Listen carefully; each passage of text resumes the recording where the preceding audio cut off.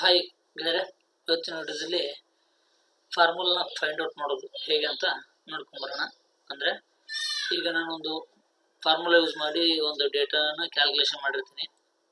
ಆ ಡೇಟಾಕ್ಕೆ ನಾವು ಏನು ಫಾರ್ಮುಲಾ ಯೂಸ್ ಮಾಡಿವಿ ಅಂತ ನಾವು ಯೂಶ್ವಲಿ ನೋಡೋಕ್ಕಾಗಲ್ಲ. ಸೊ ನೋಡ್ಬೇಕಂದ್ರೆ ನಾವು ಪರ್ಟಿಕ್ಯುಲರ್ ಆಗಿ ಆ ಸೆಲ್ ಮೇಲೆ ಹೋಗಿ ನಾವು ಈ ರೀತಿ ಕ್ಲಿಕ್ ಮಾಡಬೇಕು. ಸೊ ಅವಾಗ ನಮ್ಗೆ ಏನಾಗುತ್ತೆ ಅಂದರೆ ಈ ರೀತಿ ನಮಗೆ ಡಿಸ್ಪ್ಲೇ ಆಗುತ್ತೆ.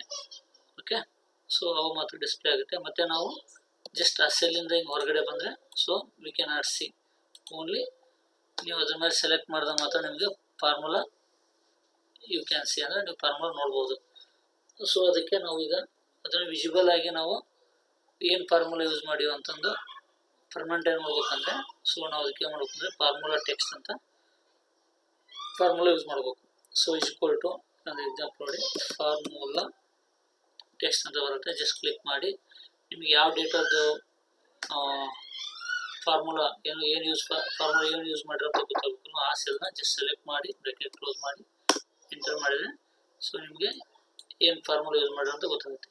ಹಾಗೆ ಜಸ್ಟ್ ನೀವು ಡ್ರ್ಯಾಗ್ ಡೌನ್ ಮಾಡಿದರೆ ನೋಡಿ, ಈ ಡೇಟಾದಲ್ಲಿ ಯೂಸ್ ಮಾಡಿದಂಥ ಎಲ್ಲ ಫಾರ್ಮುಲಾ ನಿಮಗೆ ವಿಸಿಬಲ್ ಆಗಿ ಕಾಣಿಸುತ್ತೆ. ಹಾಗೆ ಇದು ಇನ್ನೊಂದು ವೇದಲ್ಲಿ ನಾವು ಚೆಕ್ ಮಾಡ್ಬೋದು.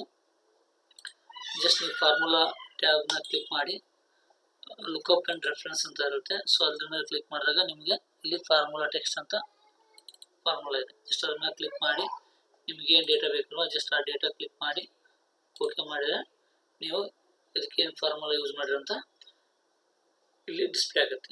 ಈ ವಿಡಿಯೋ ಇಷ್ಟ ಆಗಿದ್ರೆ ನಿಮಗೆ ಲೈಕ್ ಮಾಡಿ, ಶೇರ್ ಮಾಡಿ, ಸಬ್ಸ್ಕ್ರೈಬ್ ಮಾಡಿ. Thank you. ನಿಮ್ಮ ಸಪೋರ್ಟ್ ಬಹಳ ಮುಖ್ಯ. ಧನ್ಯವಾದಗಳು.